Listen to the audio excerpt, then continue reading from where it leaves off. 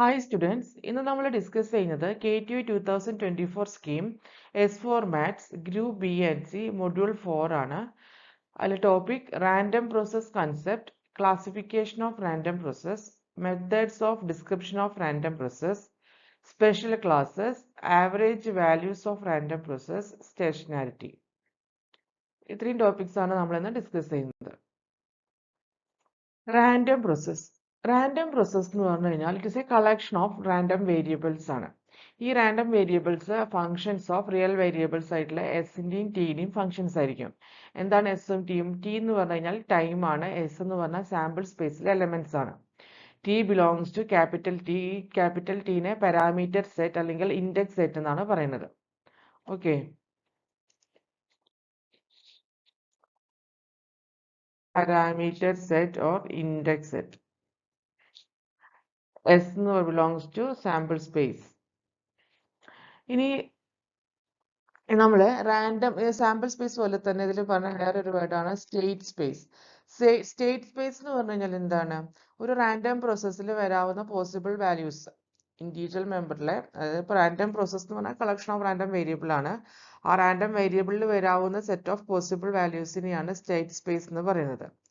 ഇനി ആ ഇൻഡിവിജ്വൽ മെമ്പറിനെ നമ്മൾ എന്താ വിളിക്കുക? Sample function or realisation of the process എന്ന് പറയും. ഓക്കെ, അപ്പൊ സ്റ്റേറ്റ് സ്പേസ് എന്ന് പറയുന്നത് ഒരു സെറ്റ് ആണ്. ആ സ്റ്റേറ്റ് സ്പേസിൽ എന്തൊക്കെയാ ഉണ്ടാവുക? Set of possible values of any individual member of the random process. Individual member of random process എന്ന് പറഞ്ഞാൽ ഒരു റാൻഡം വേരിയബിൾ ആയിരിക്കും. കാരണം റാൻഡം വേരിയബിൾസിന്റെ കളക്ഷൻ ആണ് റാൻഡം പ്രോസസ്സ്. അപ്പൊ അതിലെ ഒരു റാൻഡം വേരിയബിളിൽ വരാവുന്ന മാക്സ് പോസിബിൾ വാല്യൂസിന്റെ സെറ്റ് ആണ് സ്റ്റേറ്റ് സ്പേസ്. ഇനി ഈ സ്റ്റേറ്റ് സ്പേസിലെ ഓരോ എലമെന്റ്സിന് എന്താ പറയാ? Sample function or realisation of the process. ഇനി നമുക്ക് പറയാം, ഈ പാരാമീറ്റർ സെറ്റ് എന്ന് പറയുന്നത് ടി എന്ന് പറയുന്നത് ഡിസ്ക്രീറ്റ് ആവാം, കണ്ടിന്യൂസ് ആവാം. ഡിസ്ക്രീറ്റ് ആണെങ്കിൽ അതിനെ നമ്മൾ റെപ്രസെന്റ് ചെയ്യുക set x of n or set x n ആണ്.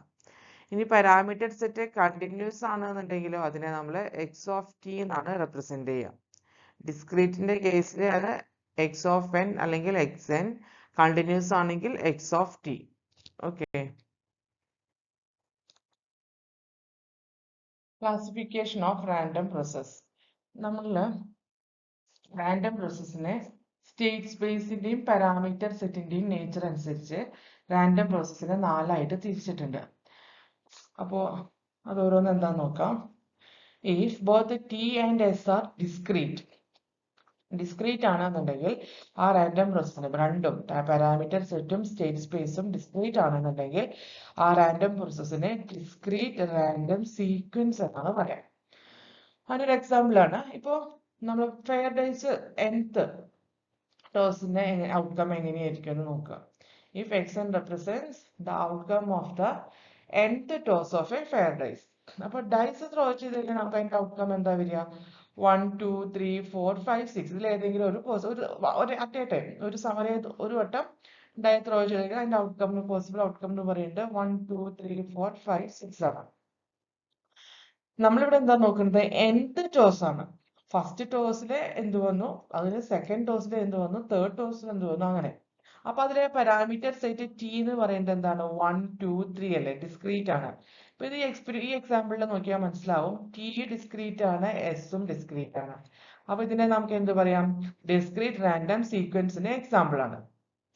ഇനി അടുത്ത കേസ് ടി ഡിസ്ക്രീറ്റ് ആണ്. ടി ഡിസ്ക്രീറ്റ് തന്നെ, പക്ഷെ എസ് കണ്ടിന്യൂസ് ആണ്. അങ്ങനെ വരികയാണെങ്കിൽ ആ റാൻഡം പ്രോസസ്സിനെ എന്ത് പറയും? കണ്ടിന്യൂസ് റാൻഡം സീക്വൻസ് എന്ന് പറയാം. Continuous random sequence. എക്സാമ്പിൾ ആയിട്ട് പറയുകയാണെങ്കിൽ xn represents the temperature at the end of the nth hour of a day.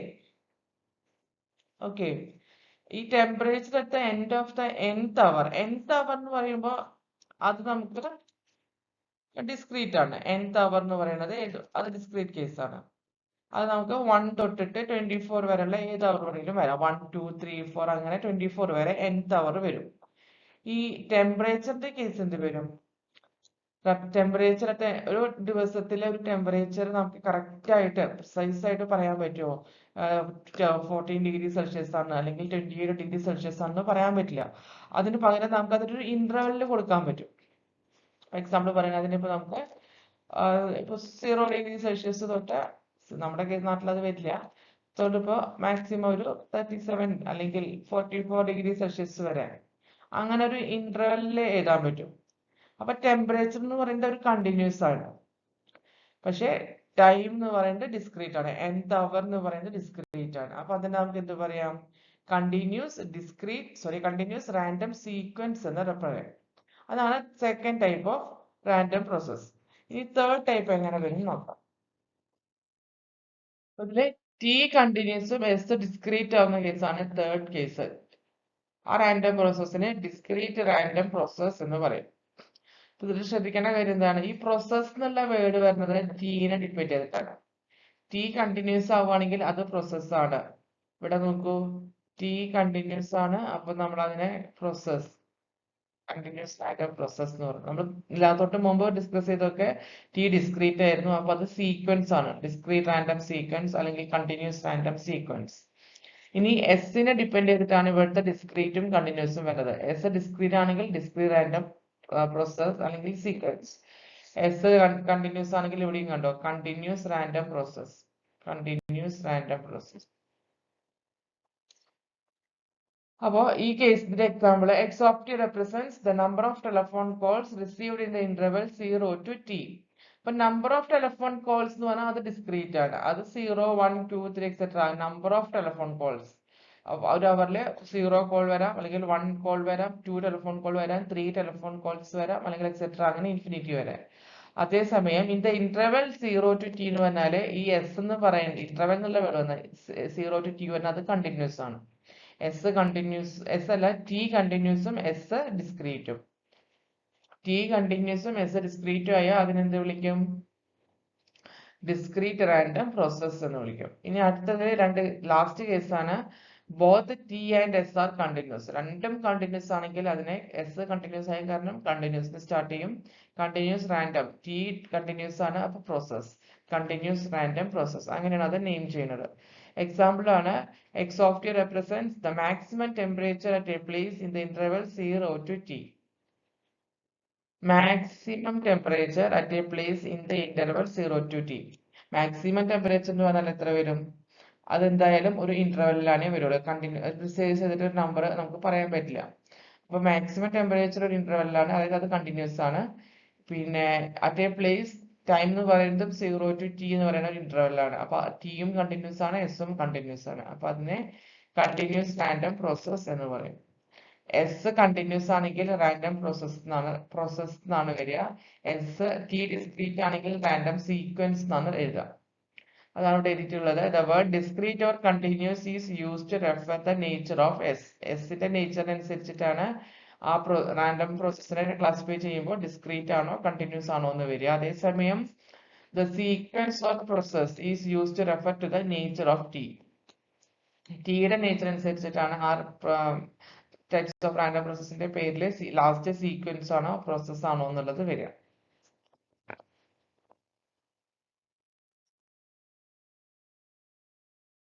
ഇനി methods of description of A random process. ഇപ്പൊ നമുക്ക് നോക്കും, ഒരു ടി എന്ന് പറഞ്ഞ ടൈമിൽ വരുന്ന സ്പെസിഫിക് ടിക്ക് വരുന്ന റാൻഡം വേരിയബിൾ ആണ് എക്സ് ഓഫ് ടി. ഇനി F of X comma T എന്ന് പറഞ്ഞാൽ അതിനെയാണ് first order distribution of the process. നമ്മൾ ക്യുമുലേറ്റീവ് ഡിസ്ട്രിബ്യൂഷൻ ഒക്കെ CDF ഒക്കെ പഠിച്ചിട്ടുണ്ട് ഫസ്റ്റ് മൊഡ്യൂളിലും സെക്കൻഡ് മൊഡ്യൂളിലൊക്കെ ആയിട്ട്. അതേപോലെ അത് വരുന്ന സംഭവമാണ്. അത് റാൻഡം പ്രോസസ്സിൽ വരുന്നതാണ് f of X comma t. That is probability of X of t less than or equal to x ആണ്. ഓക്കെ, അതാണ് first order distribution of the process. CDF ഇതാണെങ്കിൽ അതിൽ നിന്നും PDF നമുക്ക് എങ്ങനെ എഴുതാം? Probability distribution function probability density function എന്ന് പറയുന്നത് എന്താണ്? ഡെൻസിറ്റി ഫംഗ്ഷൻ എന്ന് പറയുന്നത് എപ്പോഴും CDFന്റെ ഡെറിവേറ്റീവ് ആയിരിക്കും. അപ്പൊ F of X comma T, small F of X comma T equal to do by do X of capital F of X comma T. അതിനെയാണ് first order density of X of T എന്ന് പറയുന്നത്. ഇനി അടുത്തതാണ് joint distribution of the random variable. Joint distribution. അപ്പൊ ഇങ്ങനെ രണ്ട് random variables വന്നിട്ടുണ്ട്. F of x1 x2 t1 t2 എന്ന് പറഞ്ഞാൽ probability of x of t1 less than or equal to x1, x of t2 less than or equal to x2. ഇതിനെയാണ് joint distribution of the random variables x of t1 and x of t2. അതിനെ second order distribution of the process x of t എന്ന് വിളിക്കും. ഇത് first order distribution ആയിരുന്നു. ഇത് second order distribution of the process x of t. ഇനി അതിന്റെ second order density ഏതെങ്കിലും എന്ത് ചെയ്യാൻ മതി? ഡെറിവേറ്റീവ് എടുത്താൽ മതി. ഇത് രണ്ട് വേരിയബിൾസ് ഉണ്ട്. അപ്പോ dou square small letter f of x1 x2 t1 t2 equal to dou square dou x1 dou x2 f of x1 x2 t1 t2. ഇതാണ് second order density of x of t എന്ന് എഴുതുന്നത്. അതേപോലെ നമുക്ക് nth order ഡിസ്ട്രിബ്യൂഷനെയും എഴുതാൻ പറ്റും. അതെങ്ങനെ എഴുതിയാൽ മതി? f of x1 x2 etc up to xn t1 t2 etc up to tn of the random variables x of t1 x of t2 etc x of tn.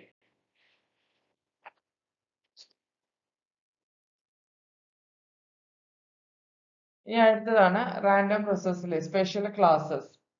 ഈ റാൻഡം പ്രോസസ്സിൽ നമ്മൾ special classes ആയിട്ട് നോക്കാവുന്ന ഒന്ന് ഫസ്റ്റത്തേത് Markov process ആണ്. Markov process എന്ന് പറയുന്നത് നമുക്ക് ആദ്യം കൺസിഡർ ചെയ്യുന്നത് t1 ഒരു t1 എന്ന് പറഞ്ഞ ടൈം ലെസ് ദാൻ t2 ആണ്, less than t3 etcetera less than tn which is less than t എന്നുള്ള കൺസിഡറേഷന്റെ probability of x of t less than or equal to x given x of t1 equal to x1, x of t2 equal to x2 etc up to x of tn equal to xn which is equal to probability of x of t less than or equal to x given x of tn equal to xn. അങ്ങനെയുള്ള പ്രോസസ്സിനെയാണ് Markov process എന്ന് പറയാം. എന്താണത് Markov process?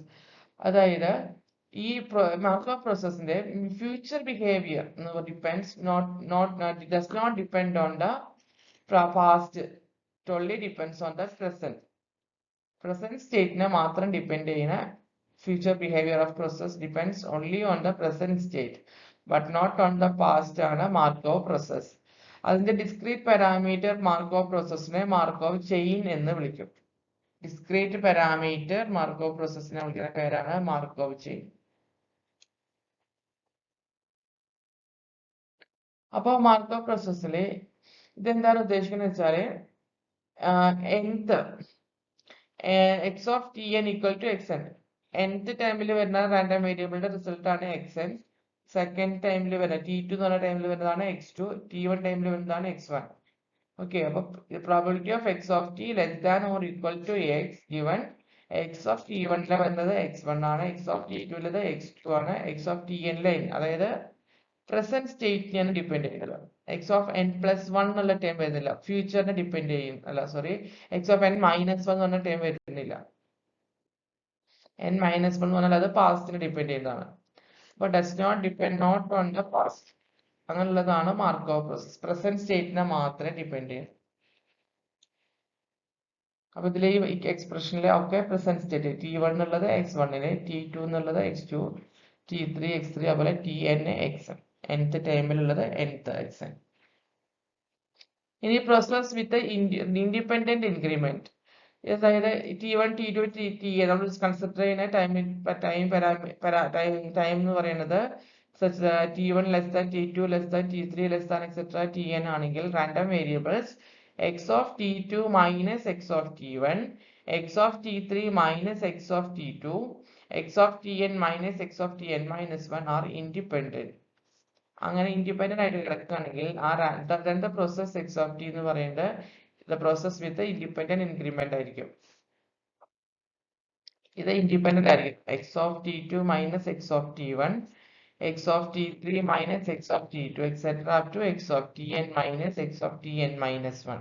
അതെല്ലാം independent ആയിട്ട് വരുന്ന processes ആണിത്. Independent increment. Last കേസാണ്, special കേസാണ് സ്റ്റേഷനറി പ്രോസസ്. സ്റ്റേഷനറി പ്രോസസ് എന്ന് പറഞ്ഞാൽ അതിന്റെ പ്രോബബിലിറ്റി ഡിസ്ട്രിബ്യൂഷൻ അല്ലെങ്കിൽ average do not depend on time. ടൈമിനെ ഡിപ്പെൻഡ് ചെയ്യാത്ത റാൻഡം പ്രോസസ്സിനെയാണ് സ്റ്റേഷനറി റാൻഡം പ്രോസസ് എന്ന് പറയുന്നത്. നമുക്ക് ഡീറ്റെയിൽ ആയിട്ട് പഠിക്കാനുള്ള ടോപ്പിക്കാണ് സ്റ്റേഷനറി പ്രോസസ്. ഇനി ആവറേജ് വാല്യൂസ്, ഒരു റാൻഡം പ്രോസസ്സിന്റെ ആവറേജ് വാല്യൂസ് എങ്ങനെയാണ് വരിക നോക്കാം. ഇപ്പൊ മീൻ എന്ന് പറഞ്ഞു കഴിഞ്ഞാൽ എന്താണ്? mean of the process x of t എന്ന് പറഞ്ഞാൽ expected value of a typical member x of t of the process is mu of t equal to expectation of x of t. അതായത് റാൻഡം പ്രോസസ്സിലെ ഒരു മെമ്പറിന്റെ average അല്ലെങ്കിൽ mean എന്ന് പറഞ്ഞാൽ expectation of X of t ആണ്. Auto correlation എന്താണ്? R of T one T two എന്ന് പറഞ്ഞാൽ expectation of X of T one into x of T two. R of T one T two എന്ന് പറഞ്ഞാൽ expectation of X of T one into x of T two ആണ്. Auto covariance എന്ന് പറയുമ്പോഴോ, auto covariance ആണ് c of T one T two എന്ന് പറഞ്ഞാൽ expectation of X of T one minus mu t one into expectation x of T two minus mu t two. അതിനെ simplify ചെയ്യുമ്പോൾ auto correlation r of T one T two minus mu of T one T two, mu of T two. Correlation coefficient rho of T one T two എന്ന് പറഞ്ഞാൽ auto covariance c of T one T two divided by c of T one T one into C of T two T two. ഈ C of T one T one അല്ലെങ്കിൽ C of T two T two എന്ന് പറയുന്നത് variance ആണ്. ഇനി cross correlation of two process എങ്ങനെ പറയാം? അടുത്ത auto കോറിലേഷനെ പോലെ തന്നെയാണ് ക്രോസ് കോറിലേഷൻ. ക്രോസ് കോറിലേഷൻ ആകുമ്പോൾ രണ്ട് വേരിയബിൾ ഉണ്ട്, എക്സും വൈയും. ഓട്ടോ കോറിലേഷനിൽ ഒരേ വേരിയബിൾ ആയിരുന്നു, ആർ എക്സ് എക്സ് ആയിരുന്നു. ഇത് R X Y of T one T two എന്ന് പറഞ്ഞാൽ expectation of X of T one into Y of T two. Cross covariance auto covariance പോലെ തന്നെ ക്രോസ് കോവേരിയൻസ് ആകുമ്പോൾ C X Y T one T two that is R X Y. Cross correlation R X Y T one T two minus mu X Y T one into mu Y T to.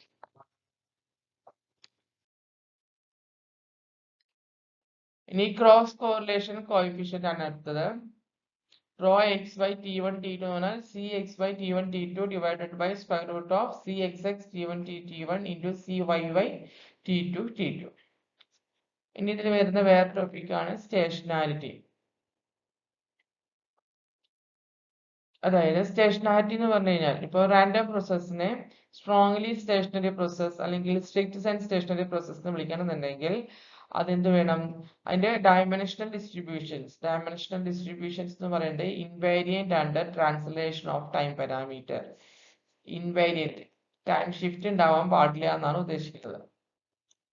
അതായത് ഇപ്പൊ example ആയിട്ട് joint distribution consider ചെയ്യാം. X of T one X of T two etcetera X of ടിന്റെ joint distribution consider ചെയ്താലേ അതിന്റെ joint distribution same അത് തന്നെയായിരിക്കണം X of T one plus എച്ചിൽ കിട്ടുന്നതും X of T two plus H etcetera up to X of T N plus എച്ചിൽ വരുന്ന joint distribution. അതായത് എക്സ് ഓഫ് ടി വൺ എന്നുള്ള ടൈം ടി വൺ പ്ലസ് എച്ചിലോട്ട് shift ചെയ്താലും ടി ടു എന്നുള്ള time T two plus എച്ചിലോട്ട് shift ചെയ്താലും വരുന്ന ജോയിന്റ് ഡിസ്ട്രിബ്യൂഷൻ രണ്ടും സെയിം ആയിട്ട് വന്നു കഴിഞ്ഞാലാണ് അതിനെ ആ പ്രോസസ്സ് സ്റ്റേഷനറി ആണെന്ന് പറയുള്ളൂ.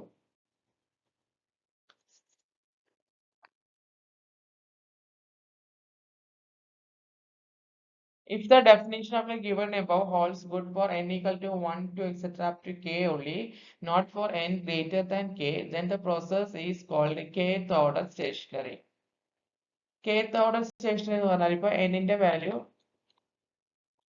1 2 3 4 5 6 7 അങ്ങനെ പോകണം. അതില് 5 വരെ സ്ഥലത്ത് അത്രയും വരെ ഈ സ്റ്റേഷനാരിറ്റി സാറ്റിസ്ഫൈ ചെയ്യുന്നുണ്ട്. 6 7 അപ് ടു അങ്ങനെ അങ്ങോട്ട് മുകളിലോട്ട് അത് ഹോൾഡ് ചെയ്യുന്നില്ല എന്നുണ്ടെങ്കിൽ നമുക്ക് എന്ത് പറയാം? ഈ പ്രോസസ്സിനെ ഫിഫ്ത് ഓർഡർ സ്റ്റേഷനറി പ്രോസസ് എന്ന് പറയാം. ഈ എക്സാമ്പിളിൽ അതായത് 5 വരെയാണ് n ഈക്വൽ ടു 5 വരെയാണ് സ്റ്റേഷനറിയുടെ പ്രോപ്പർട്ടി ഹോൾഡ് ചെയ്യുന്നത്. 5 കഴിഞ്ഞിട്ട് അത് ഹോൾഡ് ചെയ്യുന്നില്ല. അപ്പൊ 5 വരെ ഹോൾഡ് ചെയ്യുന്ന കാരണം അതിനെ ഫിഫ്ത് ഓർഡർ സ്റ്റേഷനറി പ്രോസസ് എന്ന് പറയാം. അപ്പോ അതായത് ഇപ്പൊ ഞാൻ പറഞ്ഞു ഇത് ഇൻവേരിയന്റ് ആവണം invariant under translation of time ആണ് ഉദ്ദേശിക്കുന്നത് അതിന്റെ പ്രോപ്പർട്ടി. അത് സിക്സ് സ്റ്റേഷനറി ആവണം എന്നുണ്ടെങ്കിൽ അതെന്താ ഉദ്ദേശിക്കണേ? F density F of X comma T should be equal to F of X comma T plus H. Time ടിയിൽ നിന്ന് ടി പ്ലസ് എച്ചിലോട്ട് ഷിഫ്റ്റ് ചെയ്താലും ഇത് രണ്ടിന്റെ ഡെൻസിറ്റീസ് ഈ സെയിം ആയിട്ട് വരികയാണെങ്കിൽ നമുക്ക് എന്ത് പറയാം? അത് സ്റ്റേഷനറി പ്രോസസ് ആണെന്ന് പറയാം. അതുപോലെ ഇപ്പൊ റിയൽ വാല്യൂയുടെ റാൻഡം പ്രോസസ് ആണ് X of T and Y of T. അത് ജോയിന്റ്ലി സ്റ്റേഷനറി ആണെന്നുണ്ടെങ്കിൽ നമുക്ക് എന്ത് പറയാം? ഇതിന്റെ ജോയിന്റ് ഡിസ്ട്രിബ്യൂഷൻ ഈ എക്സ് ഓഫ് ടിയുടെയും വൈ ഓഫ് ടിയുടെയും joint distribution invariant under translation of time ആവണം. ഇനി കോംപ്ലക്സ് റാൻഡം പ്രോസസ് കൺസിഡർ ചെയ്യാം. z of t, that is z of t പറഞ്ഞാൽ x of t plus I y of t. അതൊരു strict stationary process ആവണമെന്നുണ്ടെങ്കിൽ ഈ x of t y of t എന്ത് വരണം, jointly stationary in the strict sense. Okay. Next topic ആണ് Wide-sense stationarity. Where random process with a finite first and second order moment is called a weakly stationary process or covariant stationary process or wide-sense stationary process if its mean is constant and the autocorrelation depends only on the time difference. അതായത് ഒരു x of t എന്ന random process ആണ്, അതിന്റെ first and second order moments എല്ലാം finite values ആണെന്നുണ്ടെങ്കിൽ അതിനെ weekly stationery process എന്ന് വിളിക്കണമെന്നുണ്ടെങ്കിൽ എന്താണ്, രണ്ട് കണ്ടീഷൻ സാറ്റിസ്ഫൈ ചെയ്യണം. ഫസ്റ്റ് അതിന്റെ മീൻ എക്സ്പെക്ടേഷൻ ഒരു കോൺസ്റ്റന്റ് ആയിരിക്കണം. അതുപോലെ അതിന്റെ ഓട്ടോ കോറിലേഷൻ എന്ന് പറയുന്നത് depends only on the time difference.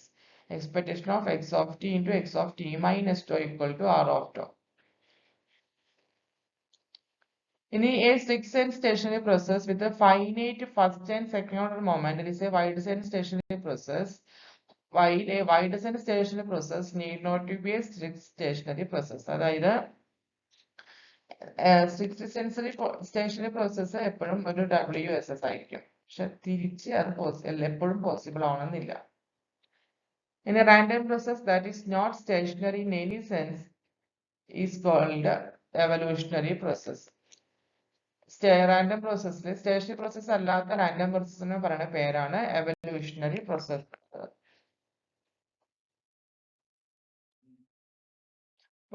രണ്ട് random process jointly stationary in the wide sense ആണെന്നുണ്ടെങ്കിൽ എന്ത് വേണം, ഈച്ച് പ്രോസസ് എന്ന് പറയുന്നത് രണ്ട് പ്രോസസ്സും wide sense each x of t y of t അത് ഓരോന്നും വൈഡ് സെൻസ് സ്റ്റേഷനറി പ്രോസസ് ആയിരിക്കണം. അതിന്റെ ക്രോസ് കോറിലേഷൻ എന്ന് പറയുന്നത് function of t1 minus t2 അല്ലെങ്കിൽ ടൈം ഡിഫറൻസ് ആയിരിക്കണം. r x y of t1 t2 is a function of t1 minus t2.